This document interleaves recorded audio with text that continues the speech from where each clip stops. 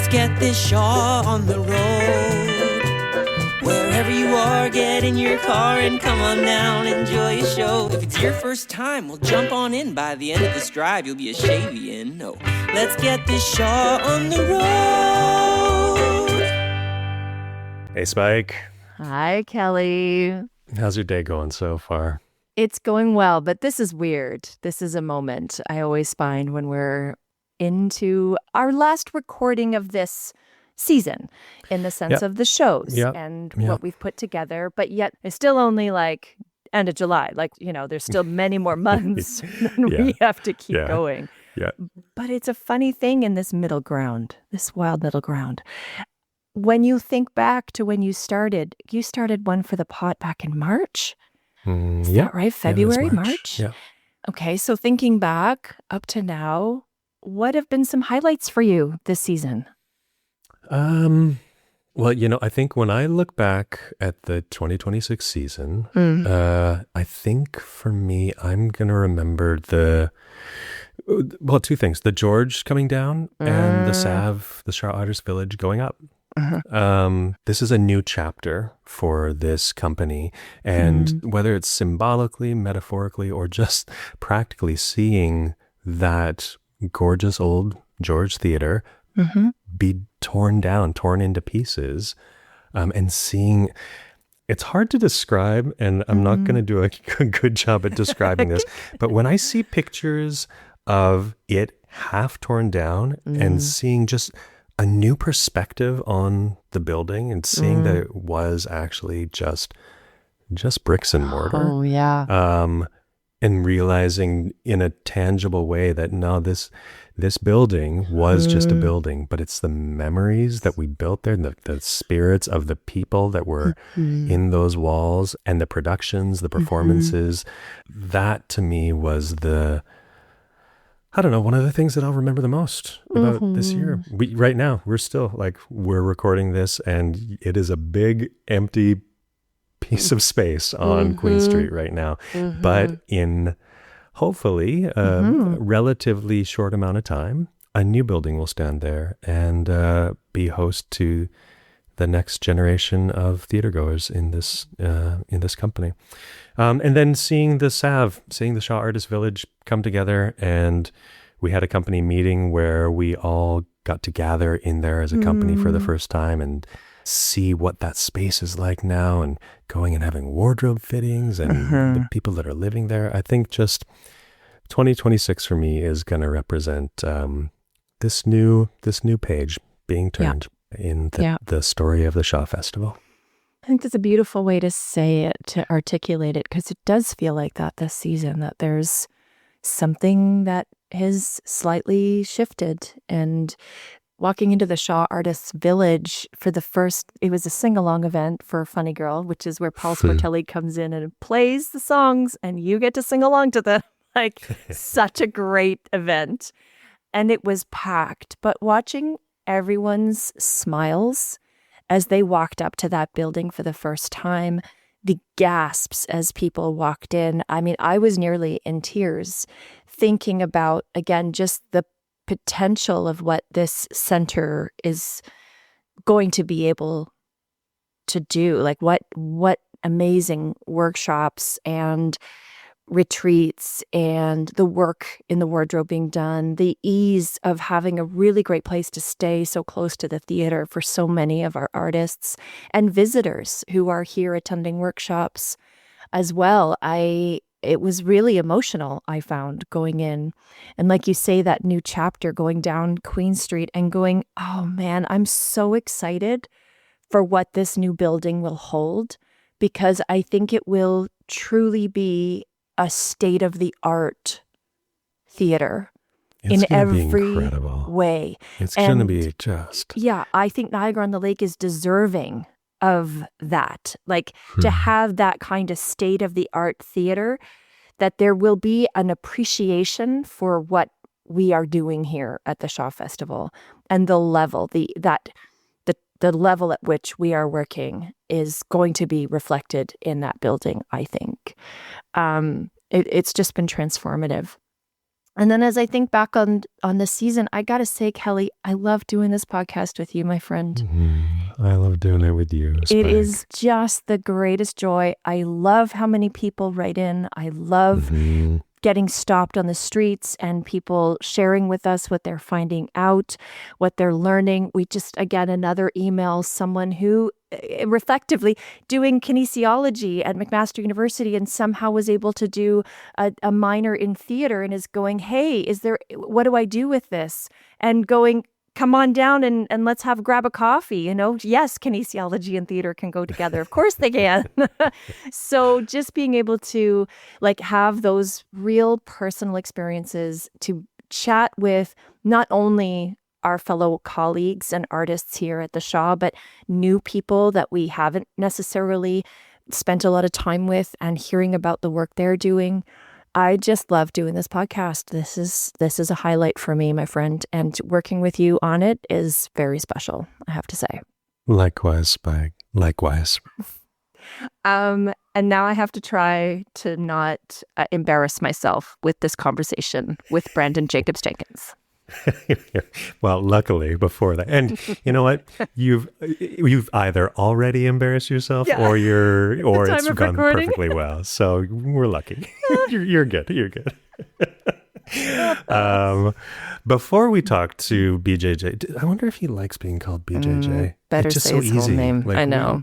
All right, but before we talk to Branden, we are going to talk to the two intern directors who are here this year as a part of the Neil Monroe Intern Directing Program. Every year here at the Shaw, we have this directing program where emerging directors come and they shadow and they assistant direct productions throughout the year, and then that leads up to their own production at the end of the season. So we're going to talk to our two directors this year, Makram and Kara.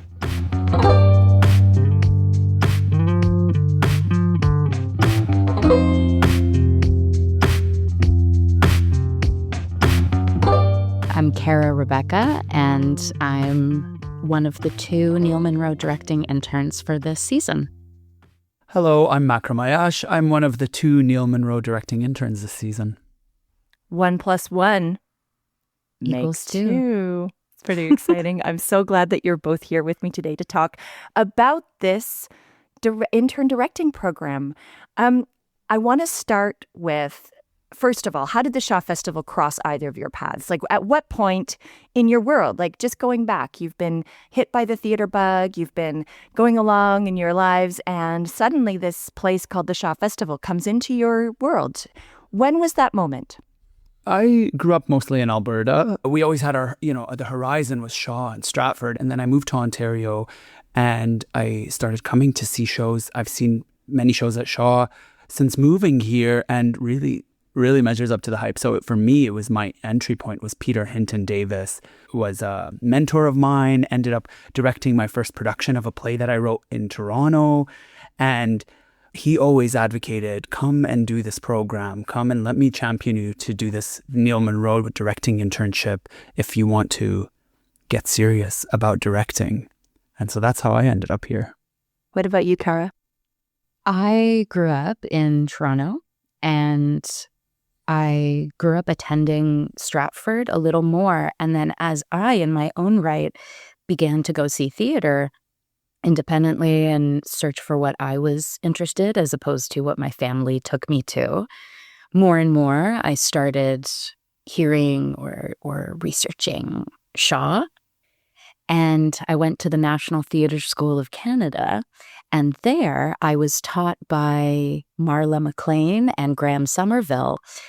And then in 2024, I came to visit them after a show here, and they said, Kara, you're expanding into all these other forms outside of being an actor. I see that you're starting to direct. Have you thought of applying to this internship? And I said, no. I think it's just for people in the company. And they said, well, I don't know. I don't think so, but you should inquire. And so I inquired and applied, and here I am. But Shaw itself, certainly in that course, I guess, that study of Shaw that Marla and Graham led, was just so thrilling to me. I fell in love with Shaw's language specifically, and sociopolitically, all that he invites. And it was quite shocking to me as a young theater maker to understand, disappointingly, how relevant it still is today. 100 years later, I felt as though I was reading and speaking these lines that were written yesterday, and yet they weren't. And so there's something really interesting about, of course, the Shaw Festival and all that it stands for, including the expanded mandate that Jackie Maxwell put in of shows in the spirit of Shaw. All of these little pieces together brought me here. I think, Makram, you and I in Heartbreak rehearsals have been nodding quite a lot for that same reason, just kind of going, it's like, what? Where did that line come from? Like in when we were here, that language that was written 100 years ago, it's kind of wild. It feels so timely and relevant, but it's like, Saper, one of the actors in the company, reminded me that Shaw passed away, and only 3 years later, the company became the company. And so his presence from the 60s onwards, the company's origins, is not, it's not some ancient history. It's not looking at medieval Europe and trying to pigeonhole it into today. It is completely the living creativity and the living politics of what we've inherited. It did surprise me as we got into Heartbreak House, but it totally makes sense. He's yesterday's playwright. We've inherited that. And the legacy of and doing those plays, like actually putting up those productions. So you both have had this moment in your time in your theater careers so far as actors, as training in acting, that now you are looking to move or explore this world of directing. What inspired that shift? Like what is it that drew you into saying, I think I want to head in this direction? Because again, it's not the same thing. It's a whole different part of the craft. What drew you into deciding that you wanted to start to pursue this? I was asked the same question by someone at a talkback this week, and it's delightful to answer because I see all of theater making as storytelling. And when I was young, I was most able to perform. That was something that is facilitated for young people. I danced from a young age. I sang all the time. And of course, drama programs. It's easy to get involved in theater as a performer. And it provides true, genuine joy in myself that is impossible to replicate in other moments of my life. But even as an actor, I always found myself considering other elements of the storytelling. And even when I'm in that position and maybe my jurisdiction of creative choice is within my own chemisphere or personal bubble, I, perhaps more than other actors, am curious about what the larger picture looks like so that I can make choices for within my kinesphere. I feel tethered to other considerations, and I think that's just the way my brain works. So as I worked and realized more and more that maybe this is not how other people who are actors think, I kept getting bolstered in my desire and courage to move closer and closer and cross that fourth wall into the audience and into being someone who might sculpt from the outside as opposed to embody and shape from the inside. And so whether that's in fight and intimacy or movement of a production, was the first step outside of acting for me. And then directing feels just like an expansion or an evolution. So to me, it's all storytelling, but I'm following the tools of my brain and the compass of my brain to expand into these other theatrical practices. Awesome. What about you, Makram? I love creating worlds and telling stories. So primarily, I'm a writer. I think I most identify in my heart is, if you told me you can't do anything else, what will you do? Writing. I love it. I love the creative act. But, today as an artist, it is necessary for survival in so many ways to expand into, and there's a struggle with that, but there's also a real gift that you don't have to close off these arteries and veins of like, I love to act, but I can't do it full time. I love to write, I can't do it full time. Directing, to me, actually, once again, Peter Hinton Davis told me directing is writing in 3D space. And I thought, Peter. I want to direct. Yeah. And then he always comes out with those. Brilliant. He's brilliant. And he shaped so much of how I entered into the world of theater. But I also think of writing the script as writing the words, and directing the script, which is most of my experience. Directing my own work is creating the event. So that's the delineation between one and the other.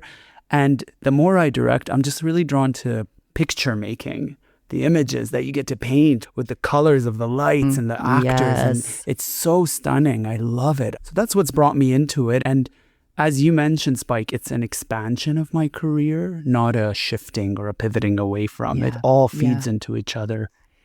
It's incredible how it does. There's little parts of what you gain in your experiences with every aspect of the work that we do, that it all feeds in and it braids together. And things that I took away from a show that I was in, 20 years ago, suddenly I'm drawing on that as I'm working with an actor just in a coaching session. I go, oh, right. How we can kind of weave all of those threads together. It's kind of, and again, to have that creative space here at the Shaw Festival, to have the length of time to soak all of those things in. And I know that the length of time can be a bit alarming because it's unfortunately such a rare thing in our theater making world to have these long contracts, because we're in this kind of one and done deal with so many of the contracts and the opportunities that exist out there. But so I'm wondering, actually, just sort of thinking about this, because, you're here, it's the middle of June when we're recording this, and, you've been here since February, like March. It's like there's been a long journey of your time here. But I actually want to ask specifically about some of the potential assumptions you had coming into the program, and if anything has shifted in the time that you've been here, because we do approach things a little bit differently here at the Shaw. We do come at things, and we do have this longer, saturation period with some of this rehearsal process. What have you actually noticed within yourself, how you perceive the concept of directing within your time here from when you have arrived to now? Something TC said to me that has really been pinging around is to cultivate a passion for precision. And if anyone's seen TC's shows, if anyone has been in a room with TC, he is so specific about word accuracy. And I find it completely new to me. Like not to say that I haven't been accurate in how I expected the shows that I'm directing to manifest, but that passion for precision is such a level of detail that what the whole, my entire time here at the internship has cultivated in me is muscularity for endurance. And that endurance means hyper-specificity. You can afford hyper-specificity. And the other show I worked on was One for the Pot with Chris Abraham. And he is a different kind of detailed and hyper-specificity. And to get those kind of experiences of what does it mean to be entirely detailed and have a passion for precision it was my biggest learning, because most, my career is, we're independent productions, we're fighting through 3 weeks of rehearsal, and then we're teching, and then there's 2 days of previews, and you don't have, you think you don't have time for that precision, but I think you do. I think you can, and it's actually a posture that you enter rehearsal with, rather than, oh, we have all this time, so let's luxuriate in it. It's actually a posture, That is so interesting, because I don't invalidate anything that you've just said, but my learning feels almost on the other side of the scale to that. The catalyst of time is something that I'm studying, but that came to me as a study. It wasn't a pursuit that I set out here. And I guess that's the surprise of this program, is that I'm learning the beauty and the buoyancy that time offers theater, the natural expansion, perhaps because I am maybe more precise in my day-to-day. I learned, for example, just last night, we're sitting in a level session, TC and I, and we don't have all the pieces of this puzzle yet.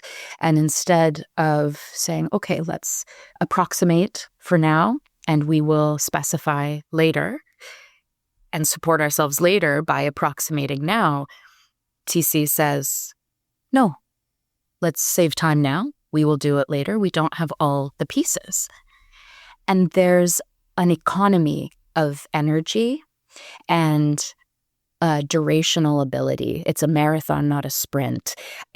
Which, as Makram, you were saying, it's really a different dynamic of creating story when you have this time. But perhaps just from the way that I look at it, of course there's trust, but I'm inspired to use the word trust. Trust of the process and the time that the story holds itself, the pieces we've created. The playwright was there. The actors are so capable.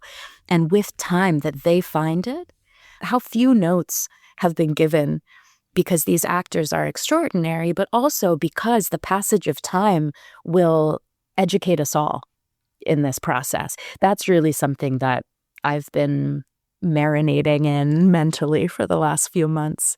It's beautiful to see. Fabulous. Fabulous. Okay, last question for both of you. Part of the goal is you are in these assistant directing positions throughout the season, and yet humming along underneath as you work with what is to come, which is sort of what you're driving towards. By the end of this process, you will have an opportunity to direct some of these ensemble members in your own director's project. Have you, and I don't want to put too much pressure on, because I know that it's an opportunity for you to soak, to marinate. It isn't until September, but where are you in the process right now? What have you decided? What show you're going to do? And what are you looking forward to in terms of applying the knowledge that you've been gaining here? What are you looking forward to as you enter into that rehearsal process and then performance of your director's project? Makram, I'll start with you. Yeah, sure.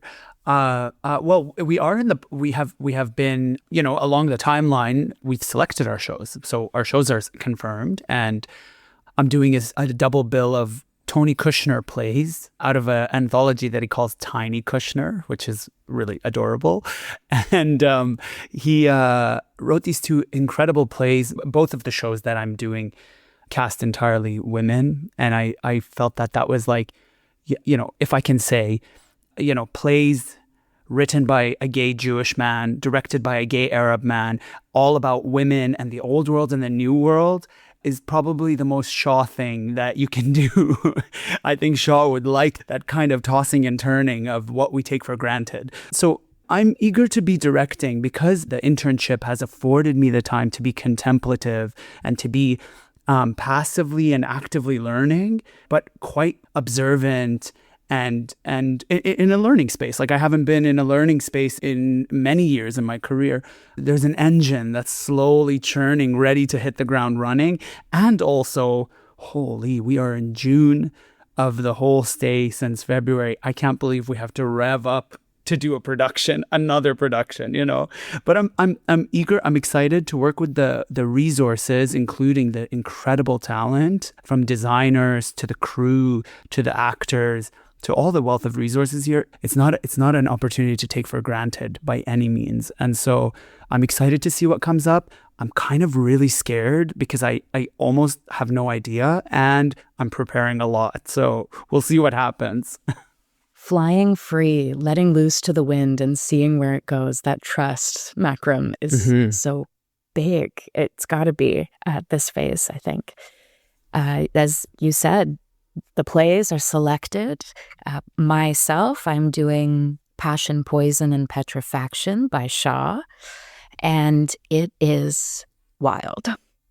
And I'm really excited to explore what flavor of wildness, of Shavian questioning and chaos that he has written into the text.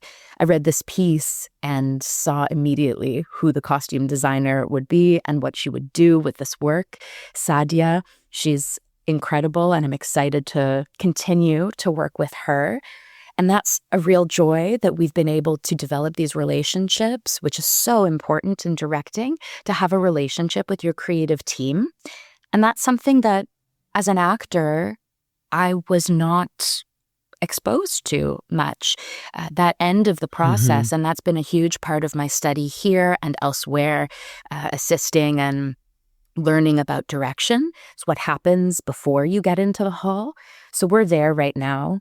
We just had our first preliminary creative team meeting, chatting about ideas, and we'll come back next week with some bigger ones. So I'm really excited. I hope something happens. You know what? Something will. So you'll get there. You'll get there, and it will be celebrated. And it's a wonderful opportunity. I do know that there's an opportunity for the public to come and share in and be audience members. So it's a great, again, that full circle moment, and for you to be able to take what you've learned, to put it into practice, to have it reflected out into the world, and then take this year of study. Again, we have so few opportunities to really study this craft of directing and really soak yourself, immerse yourself in all the phases to be able to continue that learning process and then take it out into the world. So thank you both for joining me today. It was really great to hear about what you've been up to. Thank you so much. Thank you for having us.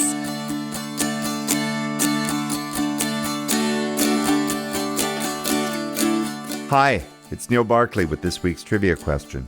This season, the festival is excited to be welcoming Branden Jacobs-Jenkins back to Niagara-on-the-Lake.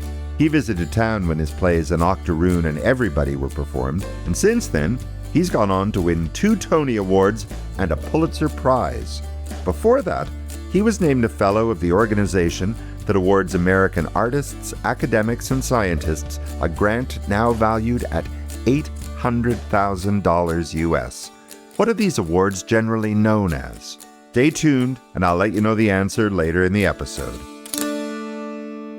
Branden Jacobs-Jenkins is a writer and theater artist whose plays include Purpose, Appropriate, The Comeuppance, Girls, War, Gloria, and Neighbors. His work has been produced here at the Shaw Festival twice, An Octoroon in 2017 and Everybody in 2022. Branden is a professor in the practice at Yale University and serves as vice president of the Dramatists Guild Council. He's also been the recipient of 2 Tony Awards, a Pulitzer Prize, the MacArthur Fellowship, the Windham-Campbell Prize for Drama, and the inaugural Tennessee Williams Award.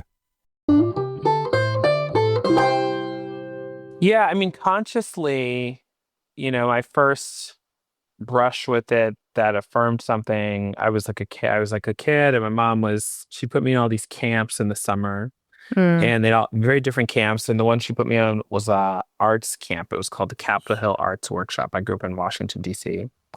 And your day was broken into like drama for a few hours, and you would do like visual arts, and you would do music, and you'd kind of rotate. And my drama teacher was a guy we called him Mr. McNugget, but his name is Paul Douglas Miknowitz. I actually met him many years later again, because his friends I'd mentioned this in an article once, and his friends tracked him down. And, Nice. We played I look back on that moment now from the vantage point of I'm firmly in my 40s. And it's like, he must have been like a young guy who just needed a gig in the summer. But to me, he was like, Tom Hanks. It was like Mr. McNugget as an adult who was a theater master. Yes. And I'm here to learn his feat. And, we played lots of theater games like Zip Zap Sopping and, just visualization games. And then on the last day, or one of the last days, I remember leaving the studio, and I saw he had this clipboard. And on the clipboard was a question, I think, for the instructors that was like, do any of your students demonstrate any potential in this. And the only name he'd written was mine. And I remember going like, I have potential. Like I hadn't been thinking about it as I just was like, I have potential in something. I just was showing up and having a good time, but it really goes to show you why those sorts of arts education programs matter, because I would have never taken it seriously if someone hadn't thought I maybe had something was going on here, But then there's this unconscious version of the story where, once I'd sort of been working for a while, my mother was like, you do remember that your grandmother was a playwright? And I was like, what? And I would spend my summers in a tiny paper mill town in Arkansas called Camden, Arkansas. That's where my family is from. And I spent the summers with my grandparents, which she did back then. And my grandmother was this, I really wish she had lived longer so I could really ask her about this. But she was like, she was like a teacher in town. She taught kids. She probably taught like most of the kids in that town. But she had this incredibly crafty, creative side to her that felt not even like she didn't make money from it, but she took it so seriously. It reminded me a lot of professionals I know.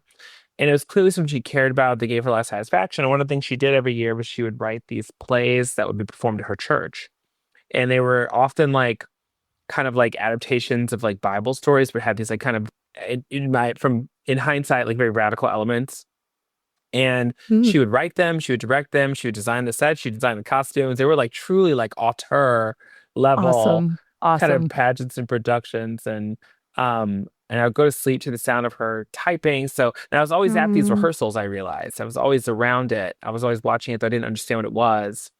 And she was always interested in other people's plays, the other churches that they were doing. And she took me like a passion play once. It's like my first real theater experience. I didn't understand if Jesus was real or not. I was like, I remember coming home and being like, was that Jesus? Was that actually Jesus?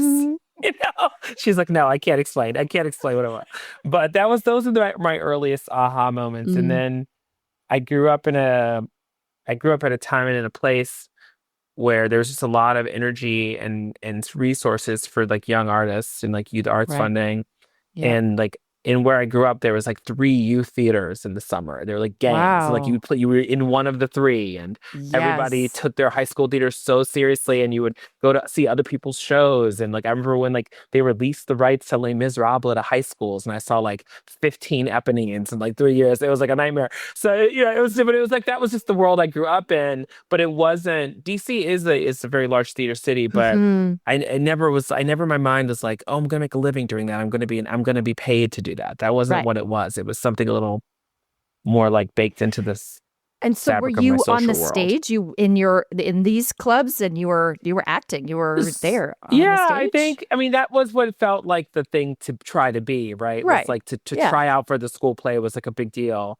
Right. And I did. Yeah. I mean I wasn't like, I was a slow, what's the word I want to use? Like I was like a slow burn, but by the end of high school, I was the lead in the musicals, obviously. But but I started out as like I was in Grease the musical as a freshman. I was like bug club number 15 or whatever. And you then just worked your way up. Just worked my way. I was leading player in Pippin. That was my watershed moment. That was the star turn. I was Albert Peterson in Bye Bye Birdie. Look out. I did, yeah. And what's funny is like, and then in college I did a lot of that, but I always felt, even when I was performing and, people liked my performances, I was like too much of a busybody. Like I liked to sit in the house during tech, and I liked to watch the thing come together, and I didn't like being backstage. I don't know why. It's so, and all along I was a big reader, I was a big writer. I thought I was going to be like a novelist or whatever. Oh, did you study that at college? Is that what you like? Did you? Yeah, I mean, basically, yeah. I went to school to basically study creative writing, and it truly never dawned on me that living people wrote plays. I thought they were all dead. Truly, I literally believed they were all dead. Like they'd done all of them, and they were done, and we have enough, and they're all dead. Like I truly did not believe that a living playwright existed, honestly. Isn't that wild? Wow. It's so wild. Yeah. And it wasn't until I was I'd like taken all these, fiction writing classes, and I decided, I want to work on my dialogue. So I took a playwriting class, and it was like a huge aha moment for me. It was like all these parts of my brain and my mind kind of suddenly were like, oh, we can all do this together. And then that really began the journey. And so Yeah. what was that first professional moment for you as a playwright? When did that happen? Well, professionally, Yeah. it didn't happen until I had this brief interlude where I thought I was going to be a performance artist because I didn't I didn't believe that. I actually my apartment was like 2 blocks away from the public theater. And I remember passing it on my way home. It's my very first apartment in New York. Mhm. And I remember passing it being like, I can't wait till I'm like 40 and then I'll be at the public theater. Like I just there was no concept in my mind that I was going to write a play that someone was going to do before I was firmly in my 40s. And that, that's when I would start. Years from now, what a success I'll be. And so in the meantime, I sort of decided that I was going to be like a performance artist. I had this Marina really Abramovich. You're like soaking totally, it in. yes. That was the year that she did her big show in MoMA. I never discovered what it was, but and I did these little pieces where I'd write for myself. They were a little intellectual. They were sort of based in the kind of academic work I was doing at the time. I wound up getting a master's. I was going to get a PhD in something called performance studies, but then I kind of chickened out. I was really burnt out on school. And so my professional playwriting debut didn't really happen until, I want to say 2010. Okay. I had a play I'd written called Neighbors, which I wrote because I thought, I remember a player named Adam Bach, who's actually Canadian. Adam Bach was like, you should write a play that no one will ever produce, but which you love, and it'll be your calling card. That's what he said you should do. He's on a panel I went to. And I did that. And it was this play Neighbors, and I truly thought no one was going to do it. And it was a really wild play. It's very provocative, as they say. But the public theater decided to do it, which is insane. And I was like, oh, I mean, they did it on a budget, but I wound up quitting my job. I was like, I guess I'm a playwright now. And it was wild. Critics were so horrible about it. It was like truly, but it was a huge hit among audiences. I mean, it was super sold out. Right. It was, everyone was talking about it. Right. It was just wild. That was my debut. And then, of course, that was so traumatic. I moved to Berlin for 2 years and didn't do anything, finally really. did that show at the public before I was 40. Panic. Exactly. I should have been 40 when I did this. It would have been easier. It would have gone easier. Yeah. Isn't that crazy? Hindsight 2020. Truly. Quite truly. Yeah, but that was my first professional production, and I truly had no idea what I was doing because I didn't have any mentors. Like I hadn't gone to grad school for playwriting. I've been working at that time at the New Yorker, so I kind of had these mentors in the forms of these critics, these theater critics. Yep.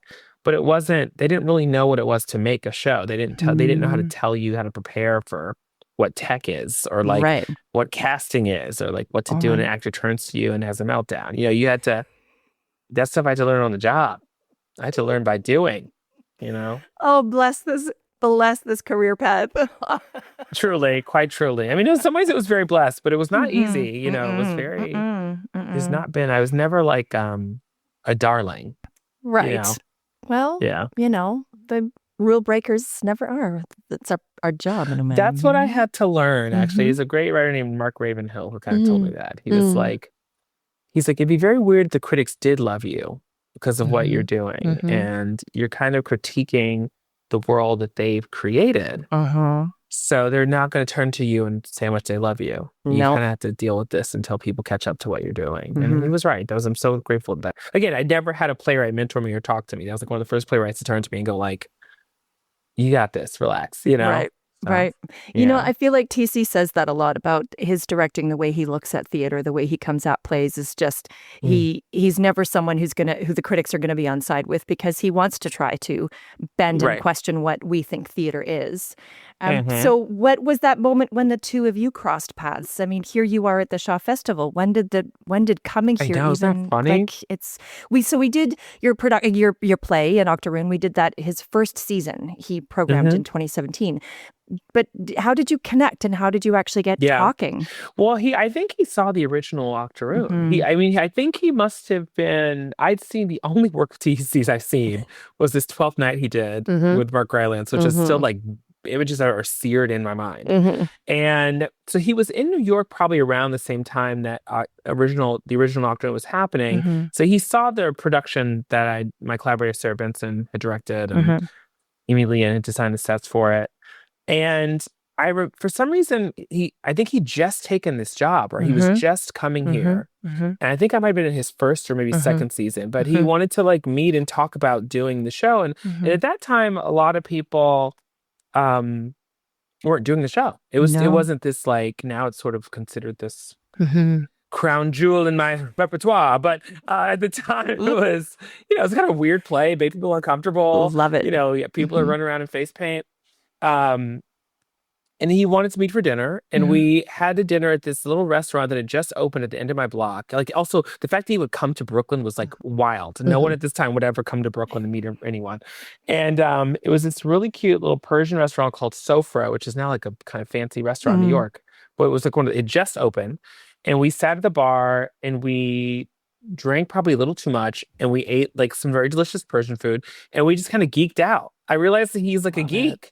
Totally. I am a real theater freak. Like I love reading old, weird plays. Like I love Shaw, for real, and I could I teach the Greeks at least once a year with my students. Wow. Like I just love old plays and like talking about old plays. And he's like that too. And we had all this I remember we talked about this play called Mary Rose by J.M. Barrie that was kind of amazing. That's one of his And favorites. Yeah. Yes. And then he was talking about Wole Soyinka. He was giving me, it's like a kindred spirit, because I feel like a lot of folks in the theater are too cool to read the plays that their entire careers in art form are founded on, but we were not. And it was just so refreshing. And I was like, yeah, sure, do an Octoroon, whatever you want to do. And then we started talking about other things I was interested in writing. And at the time, I still am obsessed with this play called Emperor Jones by Eugene O'Neill. And I was like, I cannot crack this play, though. It's a very, very, very hard play to crack, even though it is so insanely interesting and so important. And like, actually, in some ways, like the first real American play. Right. To be fair. Yep.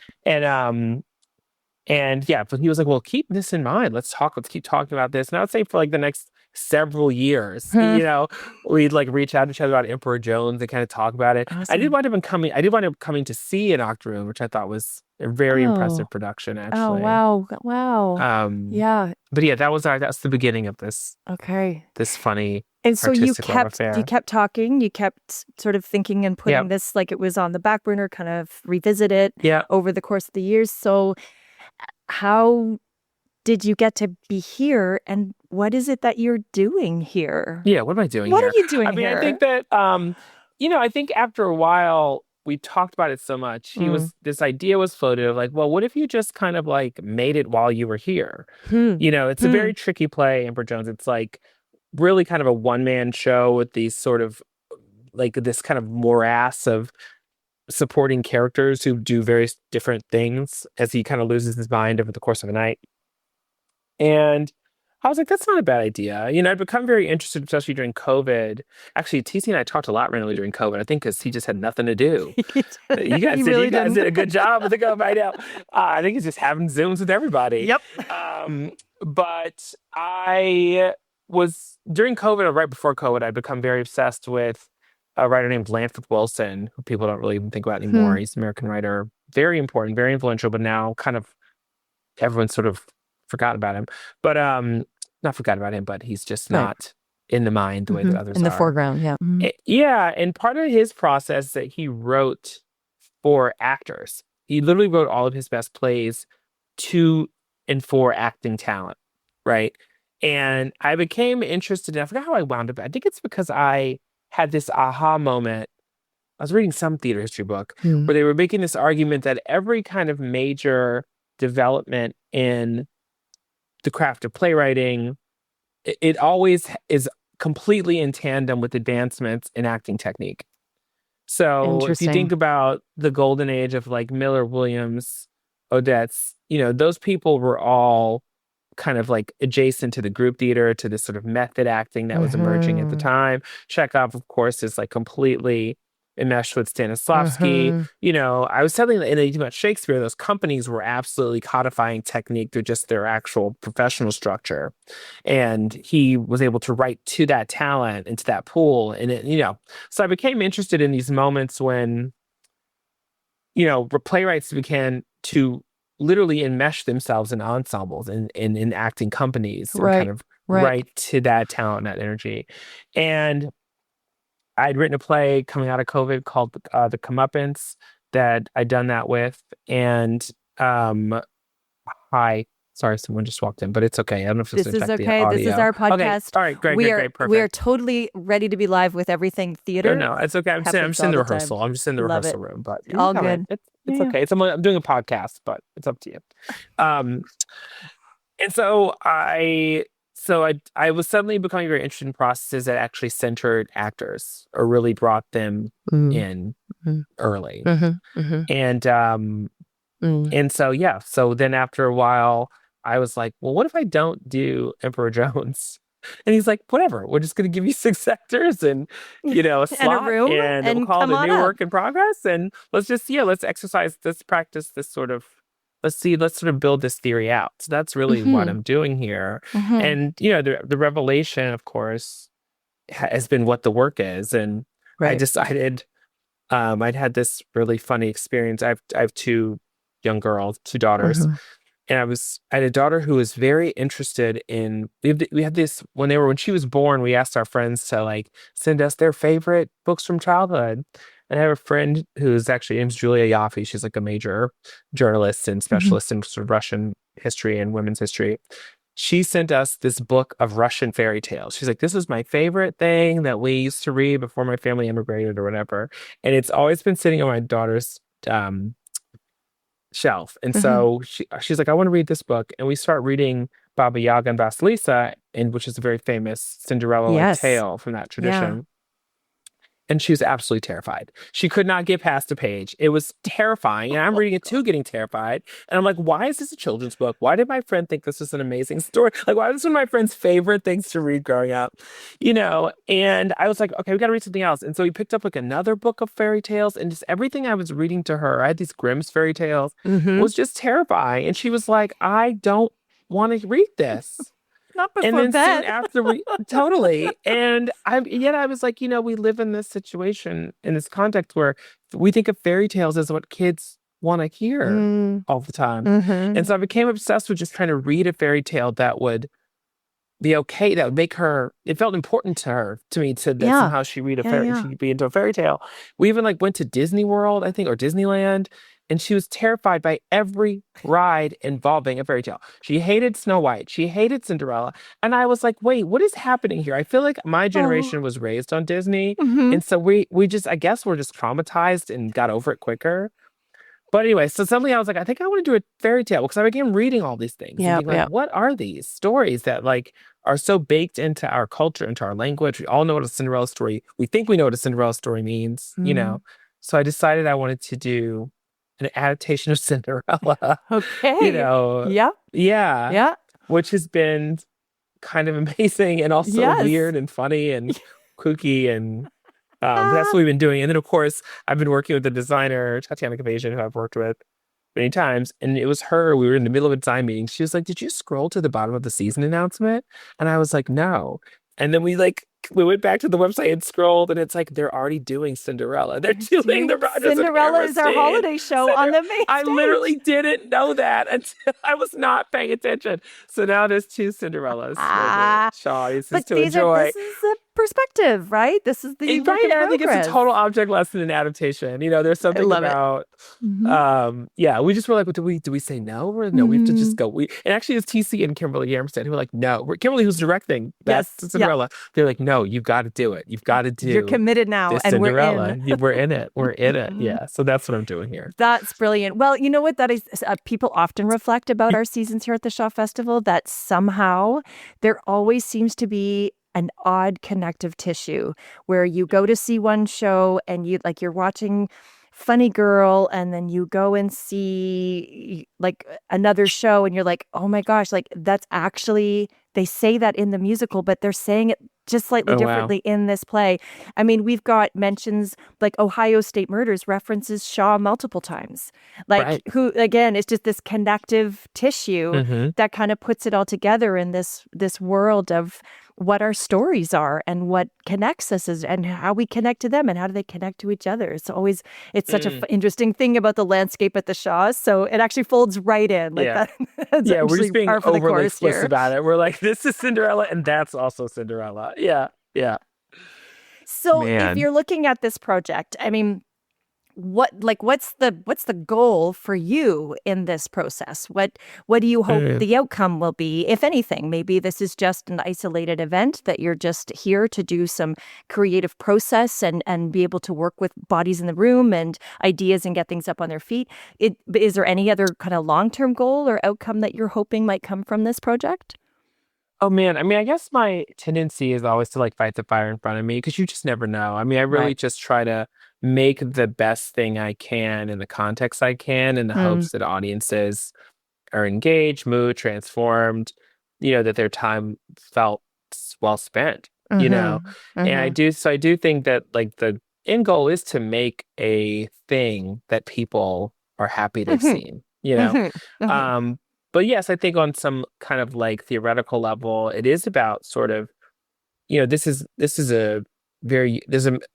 a playwright I really admire named Carol Churchill, and she's very famous for having these kind of, every one of her plays is very different. And I realized that part of what allowed that is that she made a different process every time. And it's always about experimenting and the way that you make the thing will ultimately affect the form it takes. And so there is like a curiosity and experiment here in terms of like, well, what is this going to be like? I'm coming here literally knowing that I'm working with this incredibly talented ensemble of actors, but having never seen a single one of them act ever. Right. So it's a really, which never happens in the theater, but I'm learning every day we make something, every time I bring something in, I'm like meeting these artists, my sense of them is unfolding. They're kind of, everyone's living in a very intense form of the present, and I'm curious to see what that, it already has like opened up the play in sort of really funny, amazing ways. And I really do believe it's called play for a reason. It is essentially ultimately a big game we all play together again and again and again. And my job is somehow to like both design and steer the rules of that game. Right. You know what I mean? Yeah. And do you think there might be future iterations, or you're just not kind of in that, we're not thinking that far ahead at this point, or this is just... It'd be nice. Yeah, it'd be nice, but I can never, I've like I'm too old now to, to like stare too far down the tunnel. I gotta just be where I'm at. But right here, it'd be right wonderful. Ideally, people love it so much we could be the holiday show next year. I don't know. I don't know how this place works. I've been here for 3 weeks. But it'd be nice. It'd be really nice if people want to. It's always nice if people want to. That's the amazing thing about theaters. People want to have another life. That's a sign that it did something right. Yeah, for sure. Will your daughters get to come see it?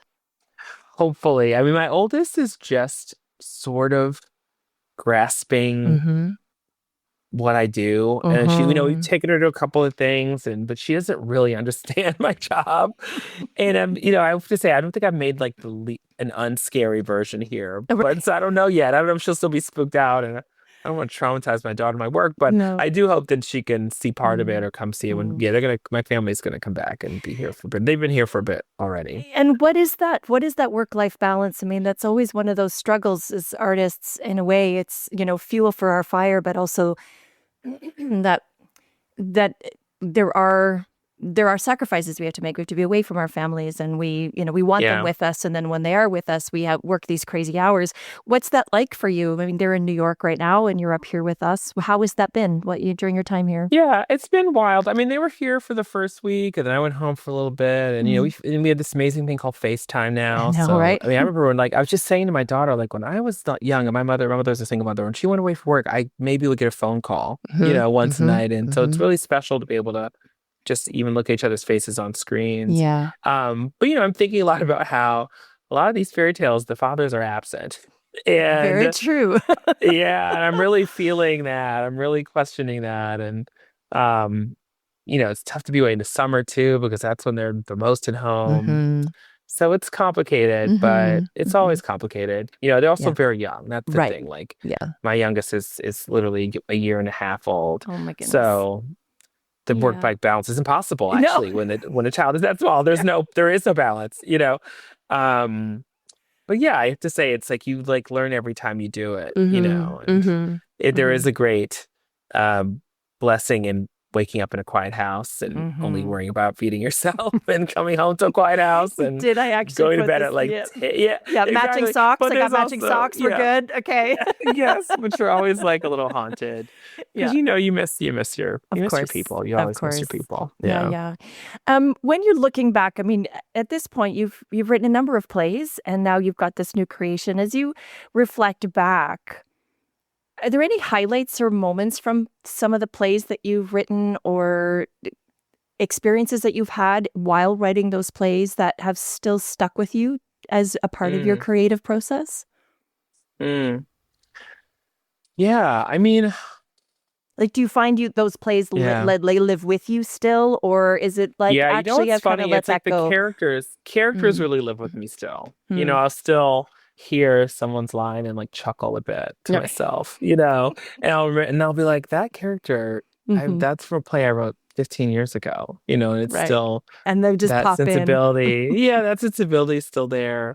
I think for Shaw audiences who know my work, like the slave women in Octoroon, I remember having this experience of writing them where it felt like they were writing themselves, which a lot of writers will talk about, where you're almost behind the transcription, and I realized that that's really the sweet spot, is when the people start to come through in the writing and sort of assert their own selves. That's really the magic of the form. And I mean, there's always like little learnings that you pull forward, about, I love talking about the button. The button is the most important thing in all theater technique, is you got to get the audience to let them know when they can laugh, Or I have a teacher who used to say, you got to tell people when they can go home by page 9, right? Which is such a great That's thing. really But it's a great little technique, because it is about like, audiences are just asking questions the whole time, and your job is to turn off the wrong ones and turn on the right ones. And when you think of it that way, storytelling becomes a much easier thing to do. It's just moving from question to question, And I think about that a lot. Yeah, but sometimes I'll see a show that like a play I wrote a while ago, and I'll be like, did I write this? Like, you hear a line and you go, what is this line? For better or for worse, Yeah. Writing is Do you such ever a have a mystery. desire to go back into your work? Like, it's like they're done. They're done. I mean, Sometimes. is it like an there's itch you want to some scratch again plays- sometimes, or? Sometimes, it depends. It varies from play to play. Like, there are definitely plays where I feel like I didn't land it, so it's not done. It'll never be done until I do this. What's that phrase? It's like, works of art never finished, they're just abandoned. I kind of feel that way. Like, I have things that have gotten really close, so I'm like, okay, I don't think I could do anything more to this. I think I got it as far as I can go, given what I was able to do at the time. But of course, I have plays that absolutely haunt me, that are the ones that are not published, where I'm like, we did not crack it. We cannot let this one out of the house yet. This one's not ready. Right. But I also think that like scripts are living, and this is the dirty secret that no one wants to admit, is like all playwrights throughout history have rewritten their work until the end of time. Right. Like, there's also, like, I was just saying, joking with TC, there's two versions of Amadeus. There's the like original, multiple. yeah, and then he rewrote it, and they licensed the last one, and TC had to be like, wait, can we actually go back to some of the earlier things that we like more? In fact, there's like 2 King Lears. Like, clearly, it obsessed Shakespeare, this play, that he had to keep rewriting it and keep fiddling with it. So I think that's like the challenge and the responsibility, is that it's a living form. Like, you're constantly tailoring it to a certain actor's, technical gifts, the relationship to their breath, the way they can move. Like, all these things affect the ability of that language to achieve that illusion that you're asking it to. And so you have to be ready to nip and tuck if it's going to help, help the ship sail. Right. Yeah. And within your teaching work, so you've got students that you work with every year.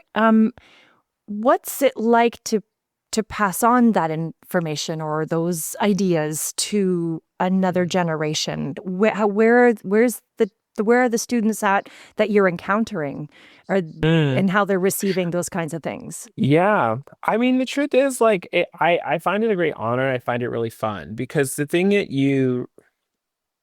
I think what's been lost to a lot of people is that storytelling is a technical skill. It's a craft-based thing. There are people who are just talented writers, but like the building of a story, the building of a play is like an old art form that you get passed down. It gets passed down to you. Like I'm holding the same machinery that Euripides held, that like Shakespeare held, that Tennessee Williams held, that August Wilson held. It's the same machine. And I'm holding it right now. I get to use it. I get to play with it. I get to make things with it. And then there are, the students who really get that are the ones who really soar. I think we live in this really odd moment of like unedited self-expression. Like a colleague of mine calls it like first draft culture, where somehow people think the fact that you can utter something is enough to say that that's a play. But if you even think about something like Shaw was absolutely, I mean, his grasp of rhetoric, I mean, what he's just trying to accomplish on a didactic level, this is a man like building a thing, like building, literally writing, WRIGHTing a play, and that's actually, that's what makes the work that lasts, in my opinion. Right. Those things where you feel like a real craftsman at work, not just a kind of lonely impulse. Okay, so we have our listeners. They're in the car. They're coming down. They got their ticket. They're coming to see a new work in progress. We like to see if there's any, and there might not be at this point, so totally fine if there isn't. Is there a little Easter egg they could look for? Is there a little favorite moment? I mean, it might all get cut and be completely transformed by the time they and the see Easter it. egg. But wait, what's an example of a good Easter egg? Like, well, what's the Sarah historical... Farb in Funny Girl just said that in one of her scenes in a restaurant at the table, she actually slipped something in her purse discreetly on stage. Oh, hilarious. So people are like, this is like a special bonus if you so listen to a the little podcast. or a favorite moment, or maybe it's like a highlight for you right now, or just listen for this, or look out for that. Like, is there something or connective tissue that you're like, oh, when you watch this, just keep this in mind. Like a little... Oh, man. Well, there's a lot going on with color in this that I think is worth tracking. Okay. Just made some bold choices there. I guess, I mean, the Easter egg, I mean, things I'm delighted by. I'm working with Greg Corbino, who is a puppet master, Incredible. puppeteer, and genius. You guys were lucky enough to let me bring with me from New York. And the work he's doing is just so wild. And he just literally on the spot came up with this idea for the pumpkin carriage that it's like by far the most delightful thing I've ever been a part of. And you should just know that came to him in like a minute. Oh, wow. Where you see it. That's the thing that someone in a room just said, what about this? And then made it. And we all in the room went, that's it. Wow. Wow. Some of these puppets, he just like all the animals that you're going to see in one of the sequences, he made all those puppets in a night. Oh, for God's sake. So, I mean, you look at this work, it's so beautiful and so much character to it, but it's someone who, it's pure inspiration moving through him. So maybe that's something kind of nice to consider when you look at it. Nice. Well, thank you, Branden. I know you have to run to rehearsal, so thank you for making the time to chat with me today. This is awesome. Thank you. Thanks, listener. Yeah. Don't speed. Don't speed. Take your time to these streets. Exactly. Get to Shaw safely. So not speeding roads.